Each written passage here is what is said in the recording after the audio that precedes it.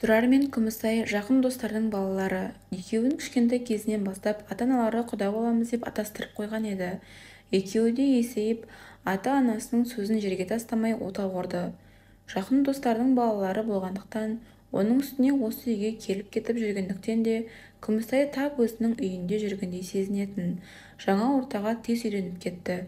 Өзі пысық, аяқ-қолы жылдам болатын Күмісайдың. Үйдің тірлігін дөңгелетіп әкететін. Бойында бір мін жоқ, өзі пысық, ақ көңіл, ашық-жарқын, барлығының көңілін тауып отыратын. Жаңа келген отбасымен қалай уақыт өткенін де байқамай қалды. Жылдар өтіп жатты, тек Тұрар екеуінің балалары болмады. Болып қалармен жүргенде біраз жылда өтіп кетті. Бармаған жері, қаралмаған дәрігер қалмады.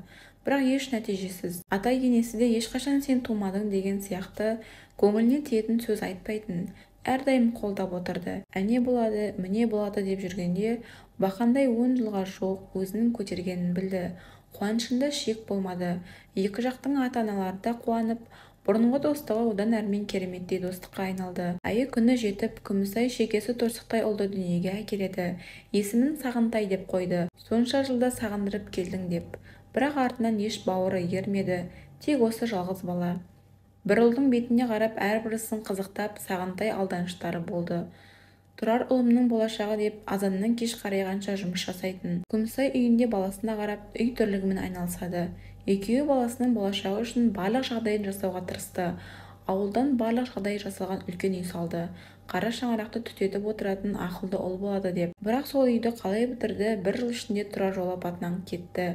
Қиналып қалмасын, алаңсыз өмір сүрсін дегендей барлық жағдайын жасап кетті. Күмісай Тұрардан қалған аманаты деп Сағынтайды барынша жақсы азамат етуге тырысты. Мектепті де қызылға бітіріп, жоғары оқу орнына түсті. Оқып жүріп, Ажар есімді қызды ұнатып, сезімін білдіреді. Ажар көп ойланбастан келісімін берді. Екеуі 2 жылдай жүріп отбасын құруға уәделесті. Ажар қаланың ақ саусақ, әке-шешесінің ерке тотай жалғыз қызы. Әбден еркелікпен дын істемей өскен қыз.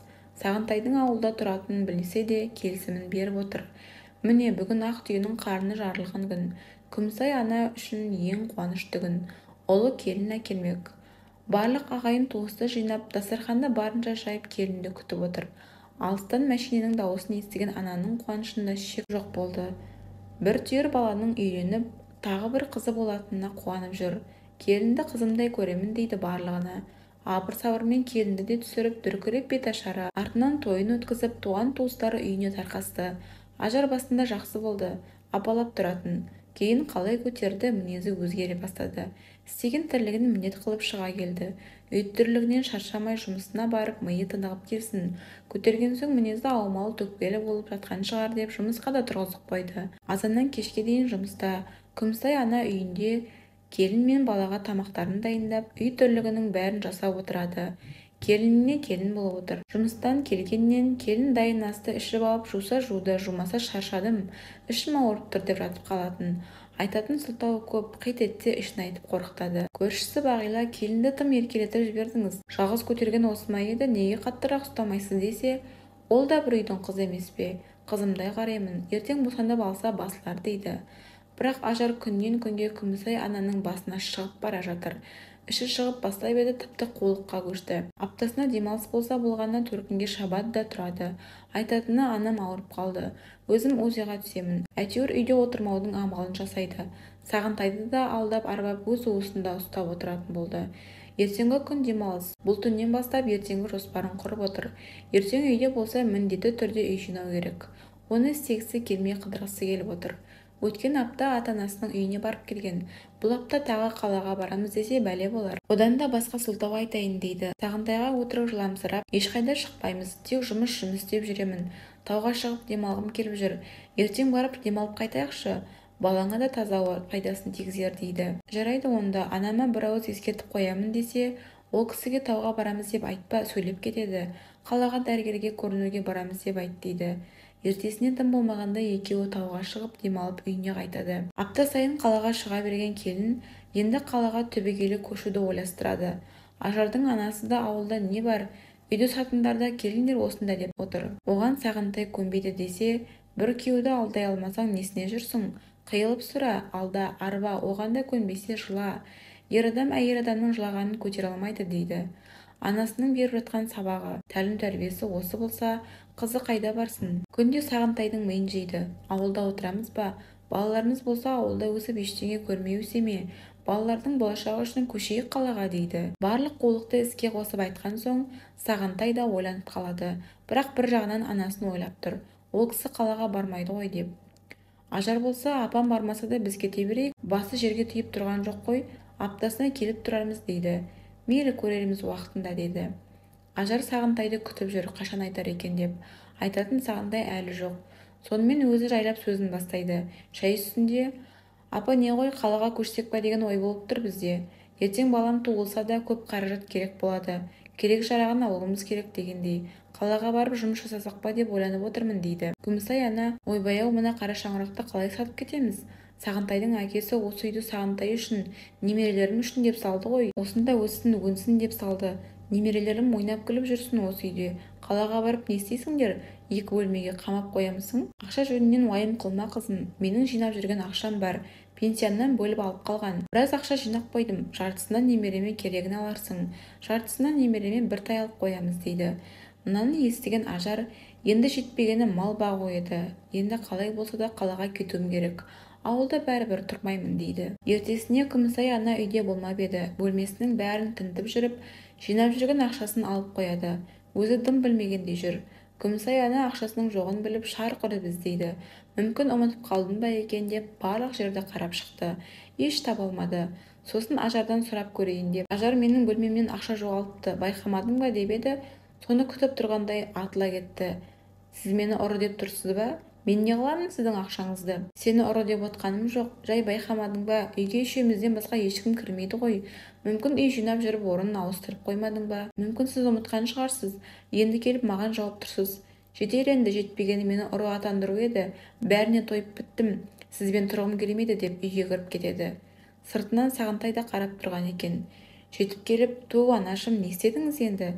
Тыныш отырмайсыз ба? Бір жерге қойған шығарсыз өзіңіз. Кейінгі кезде тиісе беретін болдыңыз ғой Ажарға дейді. Мен не істедім тиісіп? Білгенімді үйретіп жүрмін ғой. Қазір де жай сұрадым, ұрладым демедім ғой дейді. Үйден чемоданын алып жұлқынып Ажар шықты. Мен кеттім, енді келмеймін. Мені көрмей тыныш өмір сүріңіз. Мен келгеннен жақтырмадыңыз ғой тіпті.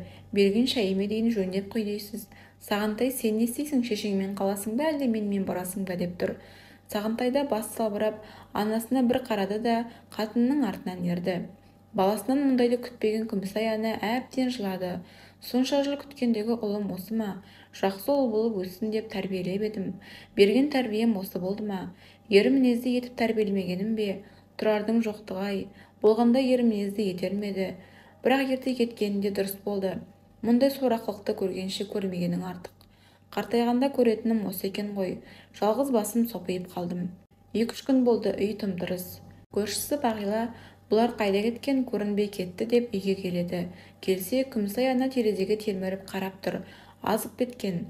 Апа, не істеп тұрсыз? Бір жеріңіз ауырып тұрған жоқ па? Сағынтайлар қайда? Әрең шыдап тұрған апа: болды, мен жалғызбын. Олар қалаға кетіп қалды. Ауылда тұрмаймыз дейді деп болған жағдайдың бәрін айтып берді. Ана келініңіз оңбайды сіздің. Басынан келгеннен қатал ұстау керек едіңіз. Қызымдай көремін деп әбден басыңызға шығарып алдыңыз. Жақсылықты түсінетін де бар, түсінбейтін де бар. Сіздің момындығыңызды пайдаланып, Сағынтайды да алдап арбап алды. Болған нәрсе болыпты енді, жүріңіз шай ішейік. Сізді ойлап отырған олар бар ма? Оларды ойлап өзіңізді мүжіп жемеңіз, жүріңіз деп ертіп кетті. Арада бір ай өтті. Бағила күнделікті келіп хабарын біліп, бірге шай ішіп кетеді. Бірақ ананың көңілі балада деген ойының бәрі баласында. Жақсымын деп айтқанымен, ішінің бәрі мүжіліп, желініп бара жатқандай. Құр сүлдері қалды. Бұны көріп жүрген Бағила: не де болса Сағынтайға хабарласамын деді. Күмісай анаға айтпай Сағынтайға хабарласып бәрін айтты. Бір қатынның соңынан кетіп не көрінді саған? Неше жыл сені баққан, неше жыл күткен анаңды тастап кеткенің не? Бұндайды сенен күтпедім. Ертең өзіңнің балаң солай жасаса не істейсің? Анаң мүжіліп жоқ болып барады. Егер ана керек болса кел. Ақыр соңында қуытсеңді құшақтап қалма, бәрі кеш болмасын дейді. Мұны естіген Сағынтайдың көңілі суып кетті. Көз алдында Бағиланың айтқаны лентадай өтіп жатыр. Мен не істеп жүрмін? Мен десе ішкен асын жерге қоятын анамды қалай тастап кеттім екен деген оймен жүрді. Кешкісін Ажарға: Ажар, бұл жүргеніміз жарамайды, ауылға қайтайық деді. Сен де бір енді жақсы болып келе жатқанымызда неге ауыл деп қалдың?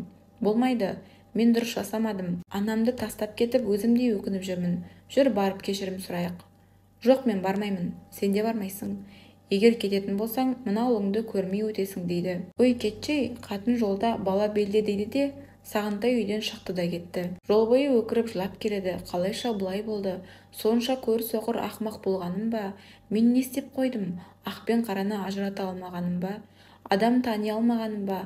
Қалайша анама осынша азап шектірдім екен дейді. Қараңғы түсіп қалған үйдің алдына келді де, кірейін десе жүрексінбей біраз уақыт мәшинесінде отырды. Жоқ, мен анама келдім ғой. Ана деген кешірімді, мені кешіреді деп ішке кірді. Ана байғұс баласын күтіп тұрғандай терезеге телміріп қарап тұр екен. Баласын көріп жүрегі елжіреп, барлық болған жайттың барлығын естен шығарғандай құшағын айқара ашты. Соны күткендей ұлы да жүгіріп келіп анасын құшақтай кетті. Анашым, кешірші, кешірші, кешірші деп бір сөзді қайталап жатыр.